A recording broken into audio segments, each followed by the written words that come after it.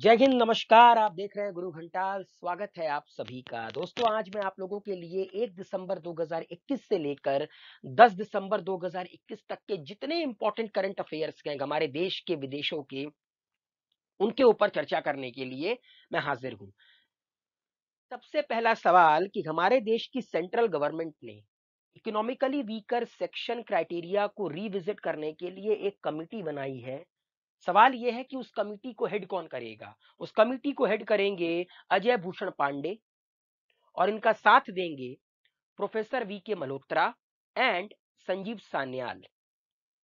Economically weaker section का criteria हमारे देश के संविधान का 103वां अमेंडमेंट कर आर्टिकल 15 में सब क्लॉज 6 ऐड कर और आर्टिकल 16 में सब क्लॉज 6 ऐड कर इकोनॉमिकली वीकर सेक्शन का कॉन्सेप्ट हमारे देश में एज अ रिजर्वेशन के तौर पर आया। तो उसी क्राइटेरिया को ये क्या करेंगे, रिविजिट करेगी ये कमिटी। नाउ, फ्रांस फुटबॉल नाम की एक मैगजीन है जो हर साल सबसे प्रेस्टिजियस अवार्ड देती है फुटबॉल का, जिसको हम लोग गोल्डन बॉल भी कहते हैं, बैलन डी भी कहते हैं। आपको बताना है कि 2021 का बेस्ट प्लेयर, मतलब इस बार 2021 का बैलन डी, जिसको हम लोग गोल्डन बॉल भी कहते हैं, ये इस प्राइज से किसको नवाजा गया। The greatest of all time Messi को इस प्राइज से नवाजा गया। नाउ मेसी के पास 7 गोल्डन बॉल हैं और ये अपने में एक वर्ल्ड रिकॉर्ड है। और वुमेन वर्जन में ये अवार्ड दिया गया एलेक्सिया एलेक्सिया पुटेलास को, और ये भी अर्जेंटीना के लिए ही खेलती हैं। कोइंसिडेंटली इन दोनों की नेशनल टीम अर्जेंटीना है। इनमें से भारत का वो कौन सा राज्य बनने वाला है जहां पर रोपवे सर्विस का इस्तेमाल किया जाएगा पब्लिक ट्रांसपोर्ट के लिए। तो वाराणसी, जिसको हम बनारस काशी भी कहते हैं, वो इंडिया का पहला सिटी बन जाएगा आने वाले समय में जहां पे रोपवे सर्विस का इस्तेमाल किया जाएगा पब्लिक ट्रांसपोर्ट के लिए। यूजुअली जब हम चंडी देवी जाते हैं, मनसा देवी जाते हैं, मैयर देवी जाते हैं, तो वहां पे रोपवे का इस्तेमाल किया जाता है फॉर टूरिस्ट पर्पस। लेकिन बनारस पहला शहर बनेगा पूरे हिंदुस्तान का जहां पर पब्लिक ट्रांसपोर्ट के तौर पर लोग इसका इस्तेमाल करेंगे। जैसे हम लोग मेट्रो का इस्तेमाल करते हैं, हम लोग ट्रेन का इस्तेमाल करते हैं, ठीक उसी तरह पब्लिक ट्रांसपोर्ट के तौर पर रोपवे सर्विस का इस्तेमाल किया जाएगा एक जगह से दूसरी जगह पर जाने के लिए। माना जा रहा है 24 महीने लगेंगे। ठीक है, 400 करोड़ का ये टोटल प्रोजेक्ट है। नाउ, ऑल इंडिया रेडियो ने डिसाइड किया है एक नए प्रोग्राम को लॉन्च करने के बारे में, जिससे वो हमारे देश के जो यूथ हैं उनकी वॉइसेस को एक नया प्लेटफॉर्म देंगे। आपको बताना है उस नए प्रोग्राम का नाम क्या होगा। उस नए प्रोग्राम का नाम है air NXT, world AIDS day. हर साल हम लोग 1 दिसंबर को मनाते हैं। आपको बताना है कि इस साल जो वर्ल्ड एड्स डे मनाया गया उसका थीम क्या था। तो दोस्तों, इस बार के वर्ल्ड एड्स डे का थीम था global end inequalities, end AIDS end end pandemics. After 4 years, 400 years, 400 साल के बाद वर्ल्ड की सबसे नई रिपब्लिक कौन बनी है। 400 सालों तक ये एक ब्रिटिश कॉलोनी थी। नाउ अब ये आजाद है और ये वर्ल्ड की नई रिपब्लिक है। आपको बताना है कि इसका नाम क्या है। इसका नाम है बारबाडोस। बारबाडोस, जिसकी कैपिटल है ब्रिज टाउन और जिसकी करेंसी है डॉलर।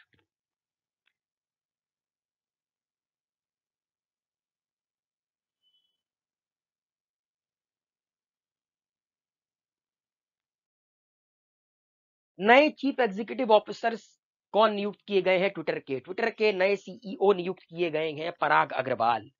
इंडियन ओरिजिन पराग अग्रवाल ट्विटर के नए चीफ एग्जीक्यूटिव ऑफिसर नियुक्त किए गए हैं। इनमें से किस राज्य की टूरिज्म मिनिस्ट्री ने या स्टेट टूरिज्म ने यह डिसाइड किया है एक नए प्रोग्राम को लॉन्च करने के बारे में जिसका नाम है स्ट्रीट, ताकि इस राज्य की जो इंटीरियर और रूरल हिंटरलैंड है वहां पर टूरिज्म को डेवलप किया जा सके। तो केरला की जो स्टेट टूरिज्म है उसने स्ट्रीट नाम का एक प्रोजेक्ट लॉन्च किया है, ताकि केरला के जो इंटीरियर और रूरल एरियाज हैं, जो गांव के इलाके हैं, जो अंदरूनी इलाके हैं, वहां पर भी टूरिज्म को प्रमोट किया जा सके। दोस्तों, साल था 1984 का, दिन था 2-3 दिसंबर। भोपाल में यूनियन कार्बाइड नाम की एक फैक्ट्री में मिथाइल आइसोसाइनेट लीक कर गया। 500 से ज्यादा लोगों ने अपनी जान गंवाई। इसको हम भोपाल गैस ट्रेजेडी के नाम से जानते हैं। और उसी साल से सरकार ने नेशनल पॉल्यूशन कंट्रोल डे मनाना शुरू किया, to commemorate the lives of the people who died in Bhopal gas tragedy. Bhopal gas tragedy में जिन लोगों ने अपनी जिंदगी गंवाई, उनकी याद में सरकार ने 1984 से हर साल नेशनल पॉल्यूशन कंट्रोल डे मनाना शुरू किया है।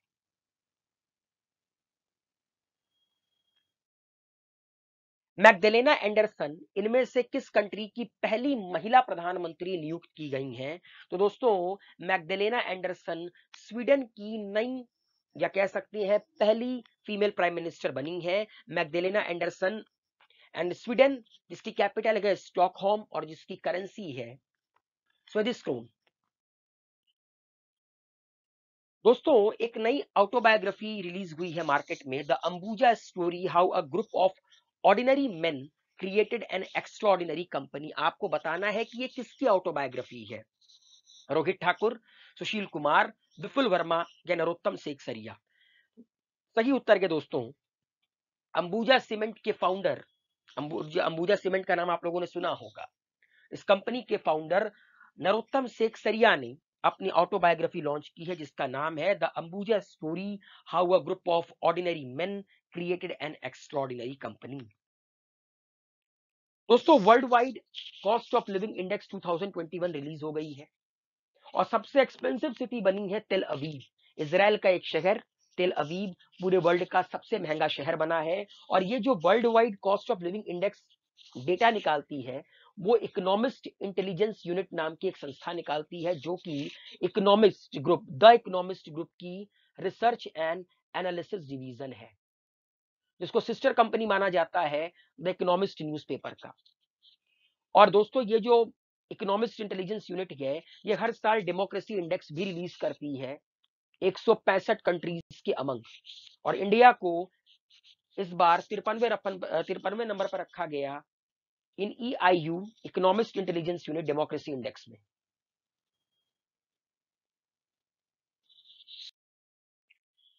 सातवां डॉक्टर MS स्वामीनाथन अवार्ड 2017 से 2019 के लिए किसको दिया गया? प्रखर कुमार, वी प्रवीण राव, शिखर अग्रवाल या निशांत शर्मा? तो इसका सही उत्तर है वी प्रवीण राव, जो तेलंगाना एग्रीकल्चरल यूनिवर्सिटी के वाइस चांसलर हैं। उन्हें 7वें डॉक्टर MS स्वामीनाथन अवार्ड से नवाजा गया। एक नई किताब रिलीज हुई है, नेरोर जी, पायनियर ऑफ इंडियन नेशनलिज्म, जिसको लिखा है दिनकर पटेल ने।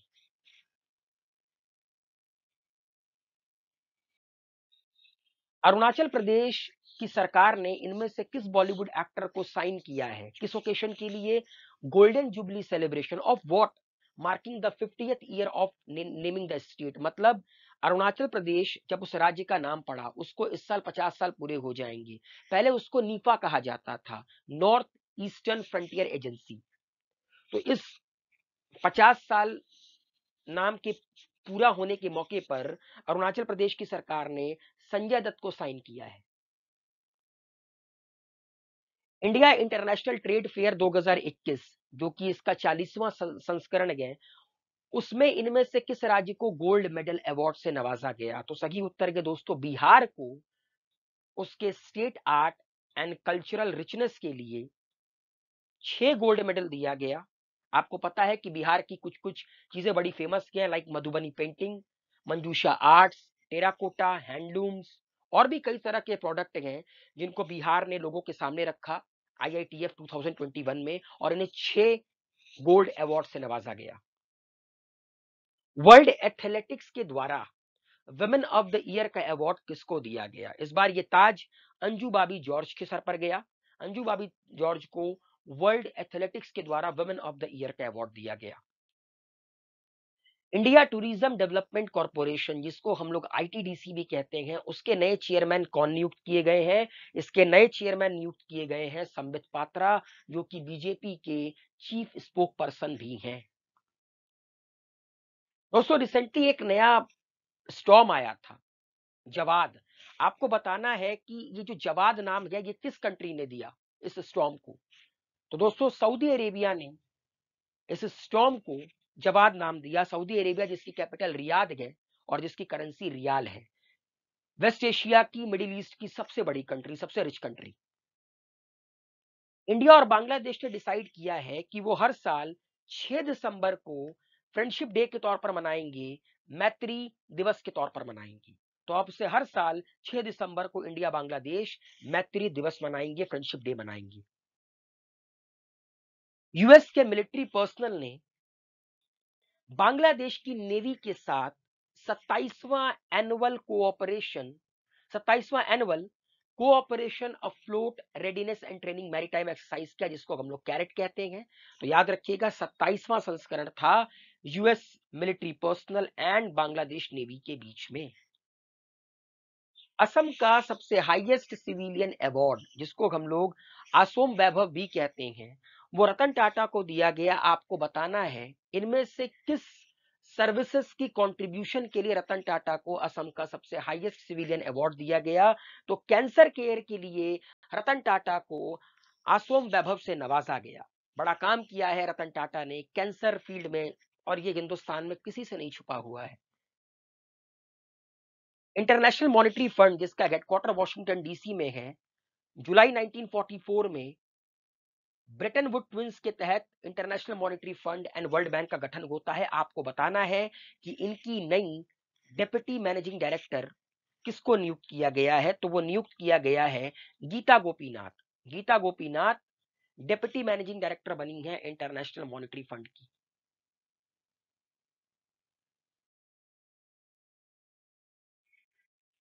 दूरदर्शन केंद्र का अर्थ स्टेशन यहां इनमें से किस शहर में इनॉग्रेट किया गया? तो गोरखपुर में अर्थ स्टेशन ऑफ दूरदर्शन केंद्र को इनॉग्रेट किया गया। इनमें से किस राज्य के चीफ मिनिस्टर ने एक वेब पोर्टल लॉन्च किया, हमार आपन बजट, और उसी से रिलेटेड एक मोबाइल एप्लीकेशन भी लॉन्च किया है, जिसको प्रिपेयर्ड किया है उस राज्य की फाइनेंस डिपार्टमेंट ने? तो झारखंड के जो चीफ मिनिस्टर हैं हेमंत सोरेन, उन्होंने लॉन्च किया एक वेब पोर्टल हमार आपन बजट। झारखंड के बारे में कुछ चीजें हम लोग जान लेते हैं। झारखंड जो कि बिहार के बगल में एक राज्य है, 15 नवंबर 2000 को ये बिहार से कटकर अलग हुआ और एक नया राज्य बना। इसकी कैपिटल है रांची और इसकी सबसे बड़ी सिटी है जमशेदपुर। 24 जिलों का ये पूरा का पूरा राज्य है।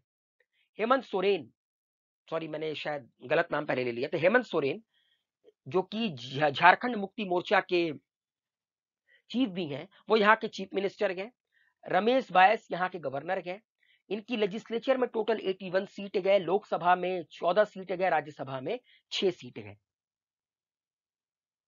और एरिया के मामले में ये हिंदुस्तान का 14वां सबसे बड़ा राज्य है। Now UNESCO Asia Pacific award for cultural heritage conservation 2021। दो यूनेस्को एशिया पैसिफिक अवार्ड दिया गया फॉर कल्चरल हेरिटेज कंजर्वेशन 2021। इनमें से निजामुद्दीन बस्ती न्यू दिल्ली को। और मैं आप लोगों को एक बार बता देना चाहता हूं, यूनेस्को जो बनी 1946 में, ठीक है, यूनेस्को जिसका हेडक्वार्टर है पेरिस में। यूनेस्को का फुल फॉर्म है united nation educational scientific and cultural organisation, ठीक है। एंड 4 नवंबर 1946 को इसका गठन हुआ यूनेस्को का। इसका हेडक्वार्टर कहां पे है दोस्तों? पेरिस में है। ऑद्रे अजूले इस वक्त इसके चीफ हैं। अलका उपाध्याय को इनमें से किस इंस्टीट्यूशन का चेयरपर्सन अपॉइंट किया गया है? तो अलका उपाध्याय को national highway authority of India, जिसको हम NHAI कहते हैं, उनका चेयरपर्सन अपॉइंट किया गया है। न्यूजीलैंड के स्पिनर एजाज पटेल ने एक बहुत बड़ा कीर्तिमान स्थापित किया। इन्होंने एक ही इनिंग्स के 10 विकेट लिए इंडिया के खिलाफ। आपको बताना है कि ये विश्व के कौन से भी बॉलर हैं, क्योंकि इसके पहले भी जो कुछ बॉलर हैं जिन्होंने ये कारनामा किया है, तो ये विश्व के तीसरे बॉलर बने हैं जिन्होंने एक ही इनिंग्स में 10 के 10 विकेट अपने नाम किए। एजाज पटेल से पहले जिम लेकर और अनिल कुंबले ये कारनामा कर चुके हैं, ये कीर्तिमान अपने नाम कर चुके हैं। नाउ कैम्ब्रिज डिक्शनरी ने वर्ड ऑफ द ईयर 2021 से किस वर्ड को नवाजा? तो perseverance Cambridge dictionary word of the year 2021 बना। और उसी से रिलेटेड क्वेश्चन कि आपको बताना है कि कॉलिंस डिक्शनरी ने वर्ड ऑफ द ईयर 2021 किसको चूज किया? तो कॉलिंस डिक्शनरी ने एनएफटी, जिसको हम लोग नॉन फंजिबल टोकन भी कहते हैं, उसे वर्ड ऑफ द ईयर नवाजा कॉलिंस डिक्शनरी ने। तो कैम्ब्रिज ने प्रिजर्वेरेंस एंड कॉलिंस ने NFT non fungible token. International civil aviation day हम हर साल 7 दिसंबर को मनाते हैं to recognise the importance of aviation to the social and economic development of the world. इनमें से किसको BWF male player of the year 2021 से नवाजा गया? तो विक्टर एक्सेल्सन, इनको BWF male player of the year 2021 से नवाजा गया। नाउ एक किताब आई है 1971, charge of the Gorkhas and other stories. इस किताब को लिखा है रचना बिस्तर रावत ने। 1971, charge of the Gorkhas and other stories. Now garden rich ship builders and engineer launches first large survey vessel, जिसका नाम है संध्याक। ये इंडिया का सबसे बड़ा लार्ज सर्वे वेसल है जो इंडियन नेवी के लिए garden rich ship builders and engineers ने बनाया है, जिसका हेडक्वार्टर है कलकत्ता में। मतलब ये जो garden rich ship builders and engineer है, इसका हेडक्वार्टर कलकत्ता में है। महापरिनिर्वाण दिवस ये हम लोग हर साल 6 दिसंबर को मनाते हैं। आपको बताना है इनमें से किस महापुरुष की डेथ एनिवर्सरी के तौर पर हम हर साल 6 दिसंबर को महापरिनिर्वाण दिवस मनाते हैं। तो हम हर साल 6 दिसंबर को महापरिनिर्वाण दिवस मनाते हैं on the death anniversary of doctor Bhimrao Ambedkar, the father of constitution of India. 5वां इंडियन ओशन कॉन्फ्रेंस गठित हुआ। आपको बताना है इसका थीम क्या था? इसका थीम था Indian ocean, ecology, economy, epidemic. India और मालदीव्स एक ज्वाइंट मिलिट्री एक्सरसाइज करती हैं। इस बार उसका 11वां संस्करण हेल्ड किया गया। आपको बताना है कि उस एक्सरसाइज का नाम क्या है। तो दोस्तों, इंडिया और मालदीव्स जो ज्वाइंट मिलिट्री एक्सरसाइज करती हैं, जिनका इस बार 11वां संस्करण इन दोनों देशों की मिलिट्री ने साथ मिलकर किया, उसका नाम है एक्यूवेरिन। मालदीव जिसकी कैपिटल है माले और जिसकी करेंसी है रुपी। इनमें से federation of Indian chambers of commerce and industry के नए प्रेसिडेंट के तौर पर किसकी नियुक्ति हुई है? तो दोस्तों, संजीव मेहता की president of federation of Indian chambers of commerce and industry के तौर पर ये नए प्रेसिडेंट नियुक्त किए गए हैं। और ये हिंदुस्तान यूनिलीवर लिमिटेड के चेयरमैन हैं। 56वां जननपीठ अवार्ड इनमें से किसको दिया गया? तो दोस्तों, 56वां जननपीठ अवार्ड नीलमणि फुक्कन जूनियर को दिया गया। मतलब नीलमणि फुक्कन जूनियर नवाजे गए 56वें जननपीठ अवार्ड से। और उसी से रिलेटेड एक सवाल है कि 57वां जननपीठ अवार्ड किसको दिया गया? तो 57वां जननपीठ अवार्ड दिया गया दामोदर मौजू को। She is a change maker नाम का एक प्रोग्राम लॉन्च किया गया है नेशनल कमीशन फॉर वुमेन के द्वारा। इसके ऊपर मैं एक सेपरेट वीडियो बना चुका हूं नेशनल कमीशन फॉर वुमेन के ऊपर। आपको बताना है कि नेशनल कमीशन फॉर वुमेन की चेयरमैन कौन है? तो दोस्तों, रेखा शर्मा इस वक्त नेशनल कमीशन फॉर वुमेन की चेयरमैन है। जयंती पटनायक सबसे पहली चेयरमैन थी नेशनल कमीशन फॉर वुमेन की। यह संस्था 1992 में बनी। नाउ कजू वैली वेटलैंड इनमें से किस राज्य का 16वां वर्ल्ड सेंचुरी डिक्लेयर किया गया? तो दोस्तों, कजू वैली वेटलैंड तमिलनाडु का 16वां वर्ल्ड सेंचुरी डिक्लेयर किया गया।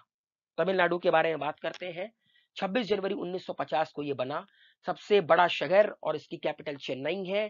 टोटल 38 जिले हैं। गवर्नर हैं RN रवि। चीफ मिनिस्टर हैं MK स्टालिन। 234 सीट है विधानसभा में। 39 सीट लोकसभा, 18 सीट राज्यसभा। और एरिया के मामले में यह हिंदुस्तान का 10वां सबसे बड़ा राज्य है। आपको बताना है कि इनमें से वो कौन सी इंडियन शटलर हैं जिनको सिल्वर अवार्ड मिला at BWF world tour final 2021। तो दोस्तों, PV सिंधु को BWF वर्ल्ड टूर फाइनल्स 2021 में सिल्वर अवार्ड से नवाजा गया।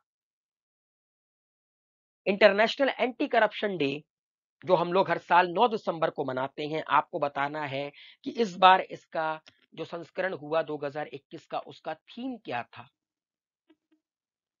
उसका थीम था दोस्तों, योर राइट योर रोल, से नो टू करप्शन। ओके, अब आते हैं दोस्तों अगले सवाल के ऊपर। अगला सवाल है, ह्यूमन राइट्स डे हम लोग किस साल मनाते हैं? तो एंटी करप्शन डे के अगले दिन 10 दिसंबर को हम लोग हर साल मनाते हैं ह्यूमन राइट्स डे, और 2021 के संस्करण में इसका थीम था equality, reducing inequalities, advancing human rights.